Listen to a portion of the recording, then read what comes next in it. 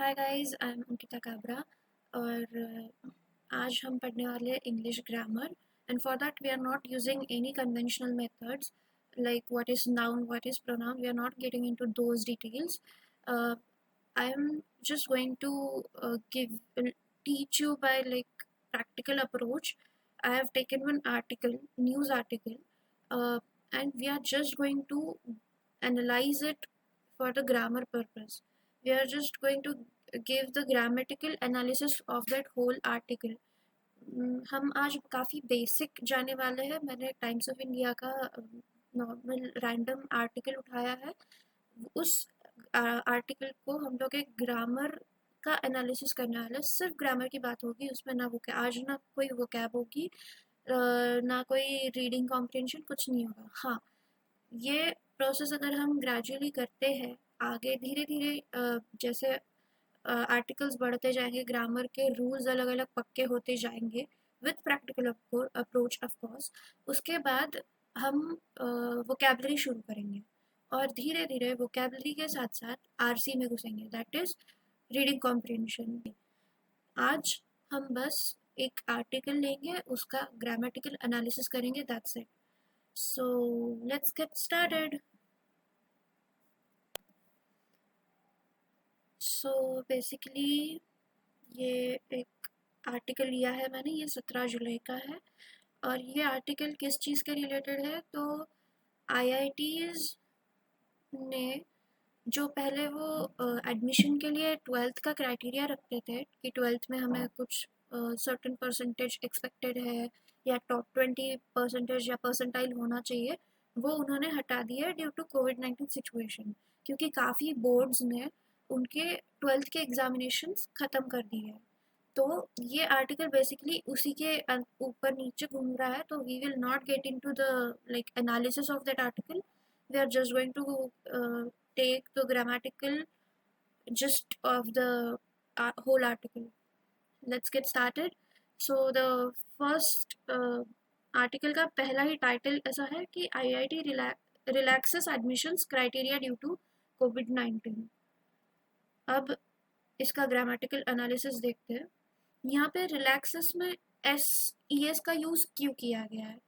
जब भी हम subject which is IIT, obviously एक सेंटेंस का बेसिक रूल होता है कि सब्जेक्ट, वर्ब एंड ऑब्जेक्ट. सो यहाँ पे सब्जेक्ट क्या है? IIT. IIT although it's a big institution और समथिंग, बट ये एक ही माना जाता है. ऑल्दो इसके अलग अलग सिटीज़ में अलग अलग कॉलेजेस है, IIT एक ही है. तो अगर सिंगुलर थर्ड पर्सन है, क्योंकि इसमें आई नहीं है, यू नहीं है, तो ऑब्वियसली ये थर्ड है. तो थर्ड पर्सन सिंगुलर की जब बात आती है तो हम वर्ब में एस या ES लगाते हैं. इसीलिए यहाँ पे ES यूज किया गया है रिलैक्सेस में. रिलैक्स की जगह रिलैक्सेस किया गया है. ठीक है, this is the first grammatical rule that we are learning right now. ठीक है, उसके बाद सबसे पहली चीज क्राइटेरिया. उसके बाद क्राइटेरिया पे हम लोग बात करेंगे. क्राइटेरिया ये प्लूरल वर्ड है. Criterion is a singular. ठीक है, यहाँ पे मैंने मेंशन किया हुआ है that criteria is a plural word and criterion is a singular. ये नाउन है बेसिकली कि क्या क्या क्राइटेरियाज हमने रखे हैं. क्राइटेरिया यहाँ पे सिंगुलर क्यों, प्लूरल क्यों यूज किया गया? क्योंकि एडमिशन प्रोसेस के काफ़ी सारे क्राइटेरियाज होते हैं और उसमें से इन लोगों ने भी काफ़ी सारे क्राइटेरियाज को कम किया है. जैसे दो क्राइटेरिया जो इस आर्टिकल में मेंशन किया गया है वो है कि 75% होना चाहिए था पहले 12th में, और या तो तुम्हें 20 टॉप 20% में आपको आना चाहिए था. तो अब ये दो चीज़ें अगर उन्होंने इलिमिनेट कर दिए तो इट्स ऑब्वियसली प्लूरल, राइट? तो इन्होंने टाइटल में क्राइटेरिया यूज़ किया. ओके, सो आगे जहाँ हमने यहाँ डेट, मैंने जानबूझकर यहाँ पे डेट दो तरीकों से दिया हुआ है.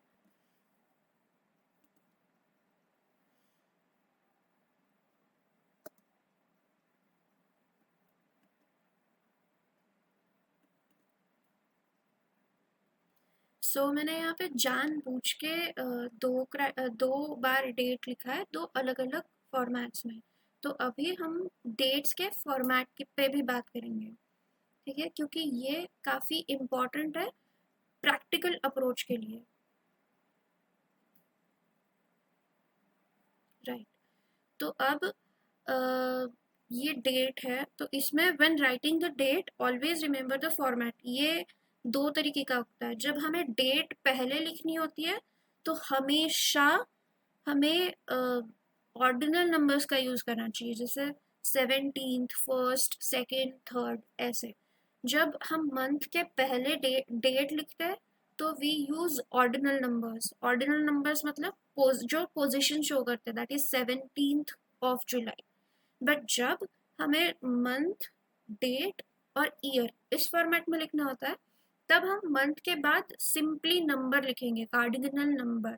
उसमें जुलाई 17 2020 होगा, उसमें जुलाई 17 2020, ये इट्स कम्प्लीटली रॉन्ग। तो ये एक नई चीज़ हमने सीखी है, ये प्रैक्टिकल अप्रोच के लिए बहुत इम्पोर्टेंट है। आप आज नहीं, जब टायर 3 या कोई भी मेंस एग्जाम में जाते हो, आपको एसेस लिखने होते हैं, आपको इलेबोरेशंस लिखने होते हैं, उस चीज़ के लिए डेट्स इम्पॉर्टेंट है, लेटर्स लिखने होते हैं। तो लेटर्स के लिए ये चीज़ बहुत याद रखना, छोटी सी चीज़ है but always keep it in here. उसके बाद दूसरी चीज़, अब हम एनालिसिस में मैं पूरा नहीं घुसने वाली हूँ, और मैं एक एक लाइक सेंटेंस वाइज पढ़ने नहीं वाली हूँ। हमें जितना काम है हम उतना ही उठाएंगे, बाकी छोड़ देंगे।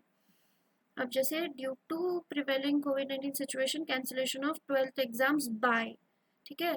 तो यहाँ पे by several education boards the joint admission board has decided to relax the eligibility criterion. आया यहाँ पे क्राइटेरियन, यहाँ पे हम एक ही क्राइटेरिया की बात करें इसलिए सिंगुलर वर्ब यूज किया है, सॉरी नाउन यूज किया है। तो क्राइटेरियन की बात हो रही है for admissions to IITs on Friday. तो यहाँ पे बाय सेवरल एजुकेशन बोर्ड्स क्यों है, वाया भी हो सकता था। तो वाया और बाय में एग्जैक्टली क्या डिफरेंस है, तो via is through someone, through something और someone, but by is by the exact person. अब जैसे आई कैन से सलमान, मैं एक एग्जाम्पल के तौर पे बता रही हूँ कि Salman gave the trophy via Suleiman to April, whatever. तो the point is कि सलमान ने सुलेमान के थ्रू वो ट्रॉफी दी है, तब हमने क्या यूज किया, via. But an award was given by IIFA, तो इसमें बाय मतलब आईफा ने वो किसी को दिया है।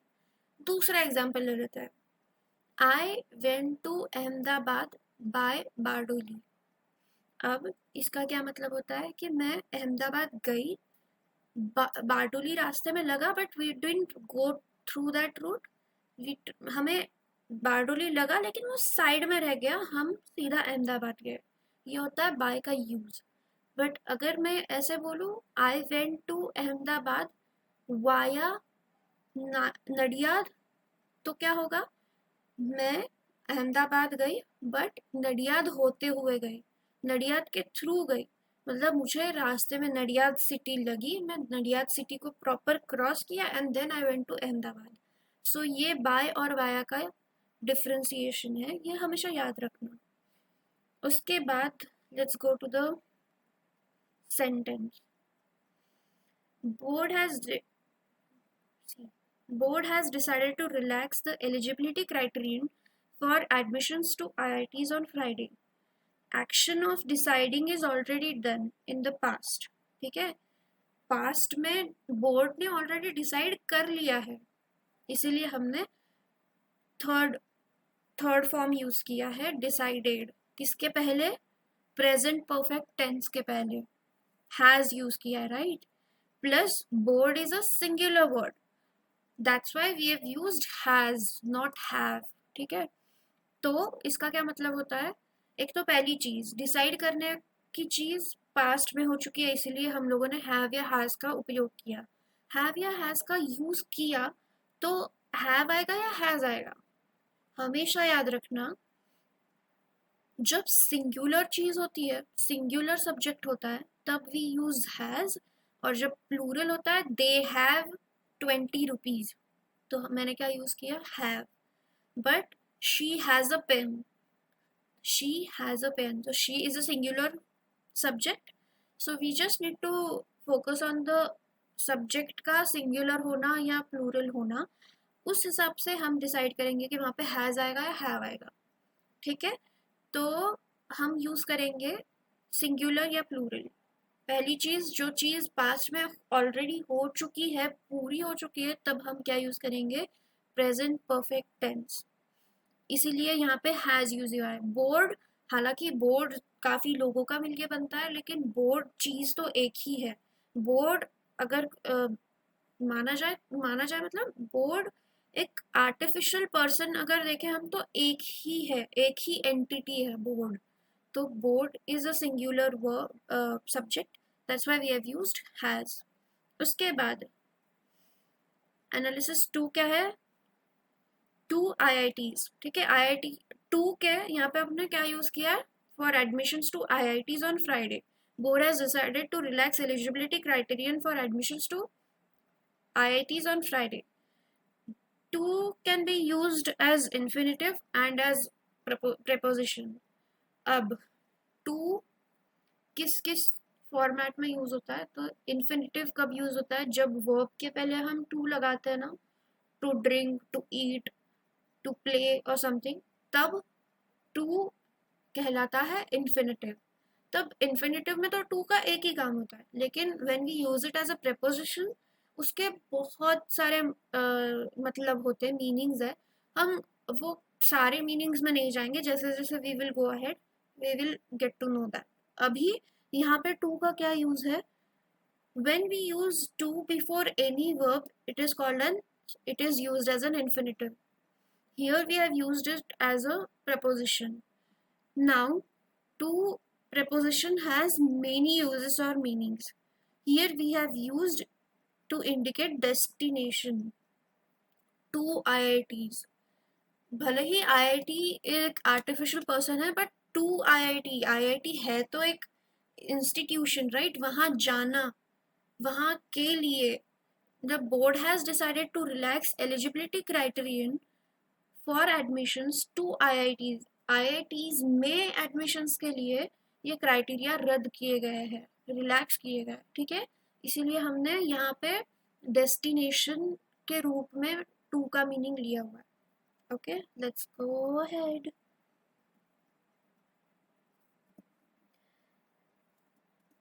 अब ये चीज याद रखेंगे कि अगला सेंटेंस क्या है, the IIT is decided that qualified candidates who have passed class 12 examinations will now be eligible for admissions irrespective of marks obtained। ठीक है, इसका हम ग्रामेटिकल एनालिसिस देखेंगे अभी।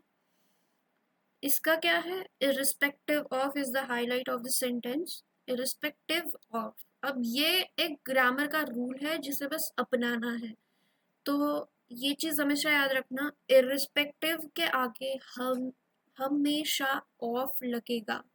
ठीक है, we always use of with irrespective. Similarly in spite के आगे भी ऑफ लगेगा, पर इस चीज के लिए एक वर्ड है जो एक्सेप्शन है। इन स्पाइट के जैसा ही एक होता है वर्ड डिस्पाइट, उसका मीनिंग अलग है, डिस्पाइट ऑफ नहीं होता। डिस्पाइट का मतलब है ये है फिर भी, ठीक है, तो फिर भी जब हम यूज करते हैं तो हम यूज करते हैं डिस्पाइट। तो यहाँ पे तो इर्रिस्पेक्टिव ऑफ, ठीक है, चाहे इर्रिस्पेक्टिव ऑफ के आगे जो भी है ना, उसका कोई मतलब ही नहीं बनता। मतलब अब जैसे इर्रिस्पेक्टिव, उसके मीनिंग के बारे में बात कर रही हूँ कि irrespective of marks obtained, marks कितने हैं वो फर्क नहीं पड़ता, इर्रिस्पेक्टिव ऑफ दैट फैक्ट हम एडमिशन देने वाले हैं। तो ये चीज इर्रिस्पेक्टिव का मतलब है, और हमेशा ऑफ लगाना ये तो रूल समझ के अग्री कर लो, मतलब मान लो और हमेशा यहाँ रखना, दिमाग में रखना ये चीज। जैसे इंस्पाइट ऑफ भी होता है। अब जैसे इंस्पाइट ऑफ का मतलब थोड़ा उल्टा कह सकते हैं कि अ, अब हम यूज कर सकते हैं कोई सेंटेंस, मतलब एग्जाम्पल, जैसे in spite of I played football in spite of the injury.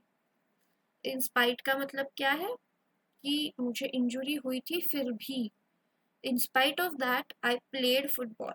ठीक है, तो यहाँ पे इंस्पाइट का मतलब होता है कि इंस्पाइट ऑफ समथिंग, ये हुआ फिर भी, she did what she did is in the first part of the sentence। ठीक है, और अब डिस्पाइट, डिस्पाइट का,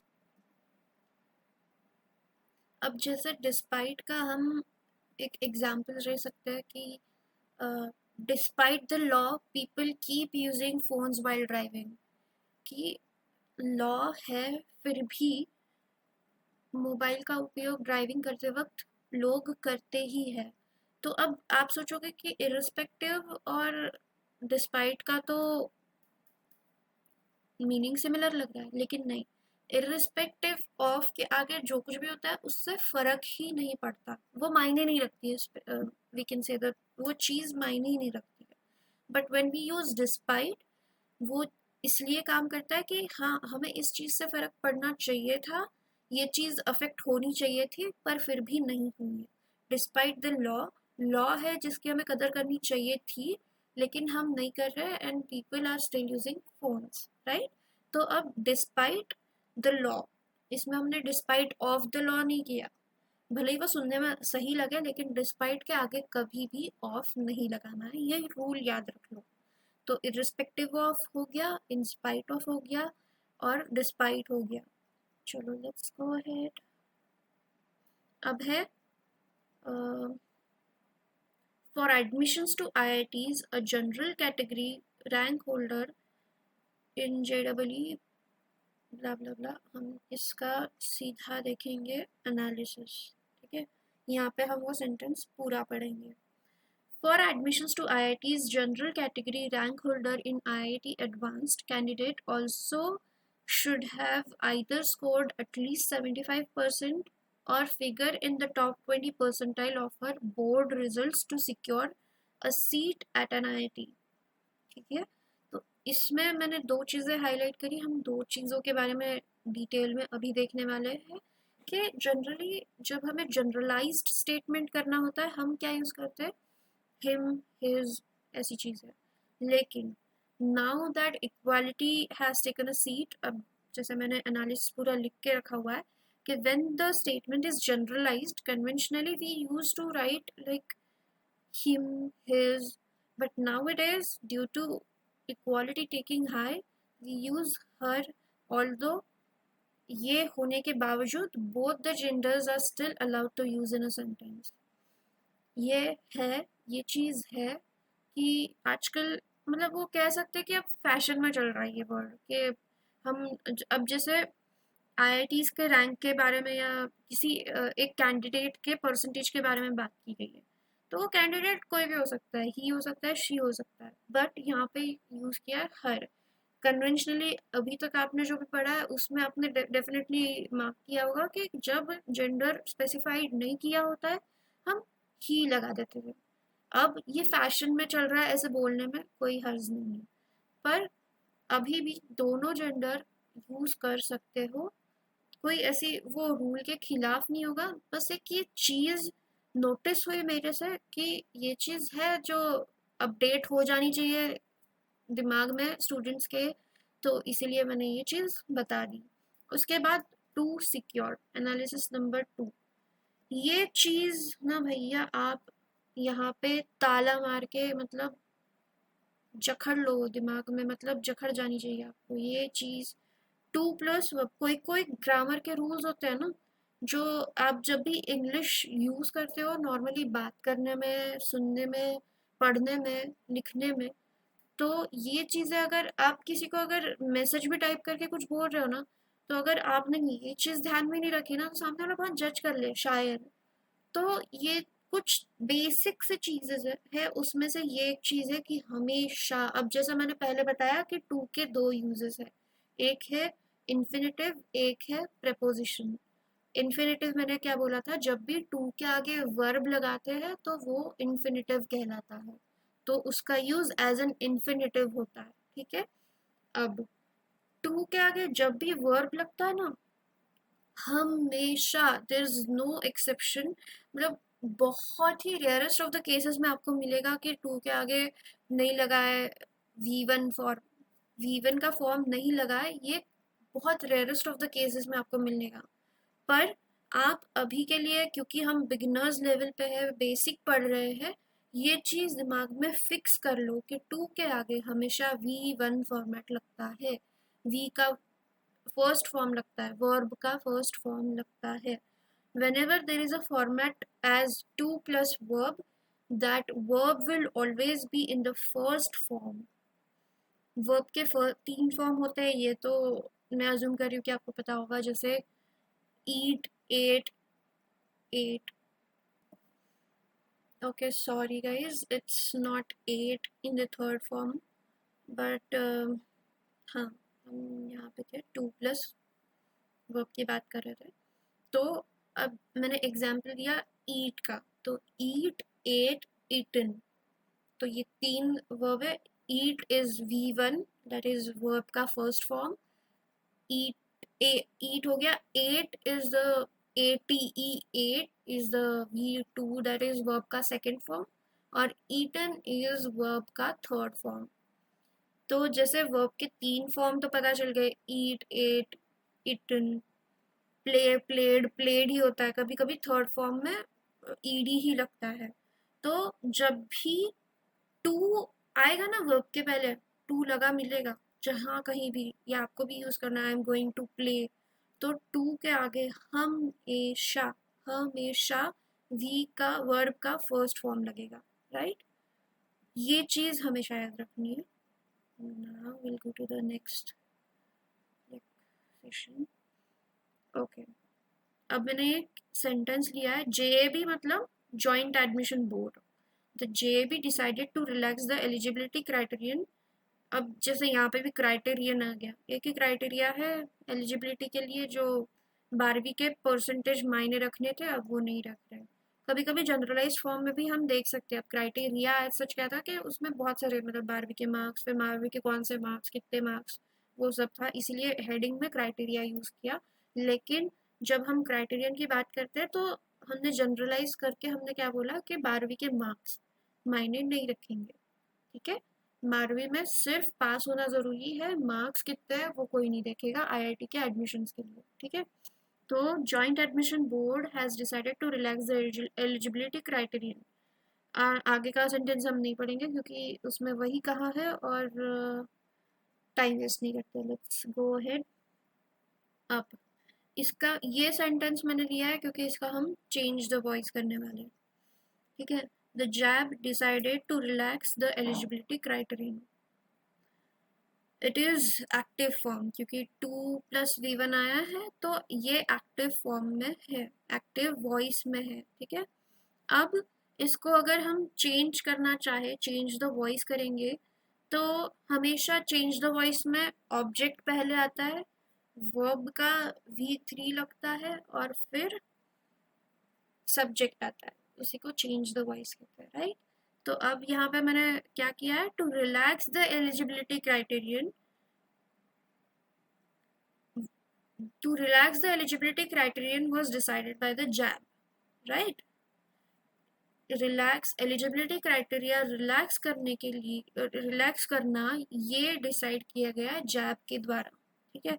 वॉज डिसाइडेड क्यों किया है हमने, क्योंकि डिसाइडेड है, राइट। टू रिलैक्स तो हमने to relax the eligibility criterion, क्योंकि ऑब्जेक्ट के रिलेटेड ये वर्ब यूज की गई है टू रिलैक्स, तो ऑब्जेक्ट और उसके रिलेटेड जो भी वर्ब होगा वो पूरा आगे लेंगे, तो to relax the eligibility criterion. Decided का जब ये नॉर्मल पास्ट टेंस है, सिंपल पास्ट टेंस है, तो हम इसे सिंपल पास्ट टेंस में ही कन्वर्ट करेंगे। तो पहले वॉज ही लिखेंगे, was decided by the JAB, right. To relax the eligibility criterion was decided by the JAB. ये एक चीज याद रखना। चेंज द वॉइस का जस्ट एक प्रैक्टिस हो गया। हम चेंज द वॉइस अगर डिटेल में पढ़ना है तो उसका अलग से, मतलब मैं सिर्फ सेंटेंसेस लाऊंगी और सेंटेंसेस के द्वारा ही हम पढ़ेंगे। मैं थियोरेटिकली पढ़ाने में थोड़ा सा लाइक कम बिलीव करती हूँ। हाँ, जहाँ जहाँ ज़रूरी है हम थियरी, ऑफ कोर्स अभी भी हम रूल्स जो पढ़ रहे हैं वो थियरी का ही फॉर्मेट है, but let's just give it a test of practicality, right. तो लेट्स गो अहेड, आगे देखते हैं। अब एक और चीज़ है, देर।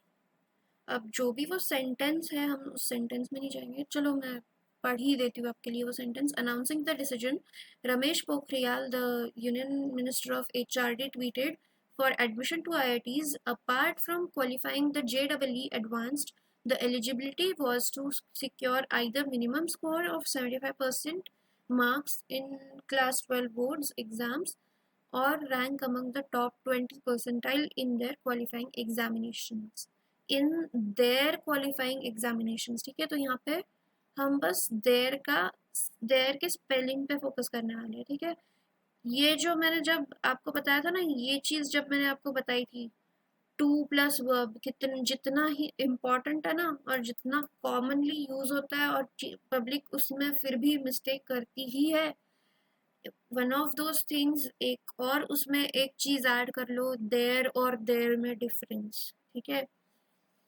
अब मैंने सीधा उसमें हिंदी में लाइक ट्रांसलेट करके दिखाया, बट ये चीज़ भी उतनी ही इम्पोर्टेंट है कि देर और देर ये बहुत बेसिक चीज़ है, पर इसमें हमेशा हमेशा लोग गफला कर देते हैं कि देर THEIR की जगह पे ER ही लग देंगे। ये बहुत माइन्यूट माइक्रो चीज़ें हैं, बट ये चीज़ें ना सबसे ज़्यादा मायने रखती है when it comes to English language. When we use, जब हम करते हैं ना स्पोकन इंग्लिश, या कोई मैसेज लिख रहा है, कोई किसी को टाइप कर रहे हैं, या कुछ मतलब कुछ ऑफिशियल कुछ लिख रहा है, जो भी चीज़ में इंग्लिश का यूज़ करना है, ये कुछ चीज़ें बहुत बेसिक है और ये आपको आनी ही चाहिए। मैं एम्फोसिस कर रही हूँ कि बेसिक है और आनी ही चाहिए। ठीक है, तो उसमें से ये चीज़ें हैं, तो देखते हैं। जब भी their qualifying marks, THEIR use करते हैं, EIR, तो हम यूज़ करते हैं, उसका मतलब होता है उनका, देयर क्वालिफाइंग मार्क्स, उनके क्वालिफाइंग मार्क्स। बट जब हम यूज़ करते हैं THERE यूज़ करते हैं, तो हमें बताना है कि वहाँ, ठीक है, उधर। देयर इज़ अ ट्री, मतलब वहाँ एक ट्री है। देयर इज़ अ ट्री अगर अपन ने THEIR लिखा होता, उनका ट्री है ऐसे भी बोलना होता, इट्स देयर ट्री, हम ऐसे बोलते हैं। There is a tree is completely wrong. So हमेशा ये देयर और THERE और THEIR में कभी भी जंबल मत होना, मतलब जंबल अप मत करना ये चीज़ें। ठीक है, ये बहुत इंपॉर्टेंट चीज़ है और ये बेसिक में ही आपकी कवर हो जानी चाहिए। ये चीज़ें ऐसी है ना जो बेसिक में ही दिमाग में फिट कर लो तो बेटर है। ये उनमें से चीज़ें, सो मैंने ये कवर किया है। Let's go ahead. अब due to the partial cancellation of class 12th exams by several boards, joint admission board has decided to relax eligibility criteria of JEE advanced 2020 qualified candidates this time। ठीक है, अब due to के लिए, due to के meaning के दो words होते हैं। ठीक है, विल गो देयर नाउ। ठीक है, analysis 1, when to use due to and when to use owing to. ठीक है, कब ड्यू टू यूज करना, कब ओइंग टू यूज करना है, क्योंकि ड्यू टू और ओइंग टू मतलब सेम रखते हैं, लेकिन उनका ग्रामर में यूज दो जगह पे अलग अलग होता है। इस चीज के लिए ना मैं एक सिंपल सी ट्रिक दिखाऊं, मतलब आपको बताऊंगी, वो आई एम सॉरी, हमेशा याद रखना। अब ये चीज थोड़ा सा कंफ्यूज कर सकती है, ये प्रॉपर रूल है, तो आप लिख लो कहीं पे या अच्छे से याद रखना ये चीज़ कि ड्यू टू कब करना है और गोइंग टू कब लगाना है। ठीक है, तो let's see the like question whenever. अब ड्यू टू का मतलब क्या होता है, कॉज्ड बाय। कोई चीज का घटना, ड्यू टू दिस कोविड-19 situation we are lock down at home. ठीक है, तो ड्यू टू मतलब कॉज्ड बाय, किस कारण। ठीक है, तो जब भी कोई सेंटेंस यूज करना है ना, तो आपको कंफ्यूजन होगा दिमाग में कि यहाँ पे ओइंग टू आना चाहिए या ड्यू टू आना चाहिए। हमेशा कंफ्यूजन छोड़ देना है और ड्यू टू का जो मीनिंग है कॉज्ड बाय, वो लगा के सेंटेंस पढ़ना है। जैसे due to the partial cancellation of class 12 exams के जगह पे हम लिखेंगे caused by the partial cancellation of class 12 exams. Fit बैठ रहा है, मीनिंग जम रहा है, ग्रामेटिकली सही लग रहा है, राइट। तो अब हम कॉज्ड बाय की जगह पे ड्यू टू लगाएंगे। अब कोई एक सेंटेंस है जहाँ पे ड्यू टू की जगह हमने कॉज्ड लगाया, कॉज्ड बाय मतलब ड्यू टू की जगह, मतलब हमें जस्ट चेक करना है कि वहाँ पे ओइंग टू आएगा या ड्यू टू आएगा। तो हम कॉज्ड बाय लगा के देख लेंगे। Caused by X Y Z sentence, अगर इस सेंटेंस में ओइंग मतलब कॉज्ड बाय कुछ अटपटा लग रहा, तो हम क्या करेंगे, कॉज्ड बाय अगर जहाँ पे भी फिट नहीं बैठता तो वहाँ पे ओइंग टू लगा देंगे। ठीक है, तो कॉज्ड बाय अगर फिट बैठता है तो ड्यू टू का उपयोग करें, कॉज्ड बाय नहीं फिट बैठ रहा है सेंटेंस में तो हम यूज करेंगे ओइंग टू। ठीक है, तो अब हम देखेंगे कि ओइंग टू का एग्जाम्पल कोई क्या होता है, क्योंकि ऑलमोस्ट दोनों का ना मीनिंग सेम ही है। और जब हम ड्यू टू या ओइंग टू क्या लगाए, अगर ये ट्रिक हमारे पास नहीं है ना कॉज्ड बाय, तो मतलब वो चीज़ सेम लगेगी। अब जैसे यहाँ पे owing to the partial cancellation of class 12 exam, सही लग रहा है ना, लेकिन when we use this keyword caused by the partial cancellation, ये समझने में ज़रा आसानी हो जाती है कि यहाँ पे एग्जैक्टली कौन सा वर्ड फिट बैठेगा। तो अब हमने यहाँ पे एक एग्जाम्पल तो देख लिया ड्यू टू वाला, अब हम देखेंगे एक एग्जाम्पल ओइंग टू का। अब यहाँ पे एक सेंटेंस है दैट डाइड, ड्यू टू का मतलब होता है इस कारण। ठीक है, ओइंग टू का भी मीनिंग वही है, इस कारण।